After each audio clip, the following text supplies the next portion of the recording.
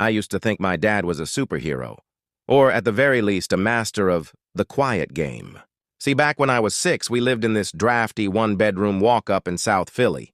Money was, well, it wasn't even tight, it was invisible. My dad worked double shifts at the warehouse, and he'd come home smelling like stale coffee and diesel exhaust. Just absolutely wrecked. I had this chronic wet cough that just wouldn't quit. Every night, around 2 a.m., my lungs would start acting up. I'd try to bury my face in the pillow to muffle it, but the sound would still echo off those thin, peeling walls. Dad would wake up, his eyes red-rimmed and heavy. He wouldn't get mad, though. Instead, he'd sit on the edge of my mattress and play the blanket burrito. He would wrap the heavy wool blanket around me, tighter and tighter, until I could barely move my arms. Then he'd lay his entire torso across my chest, pinning me down while whispering, "Shh, just be still, buddy. Just be still."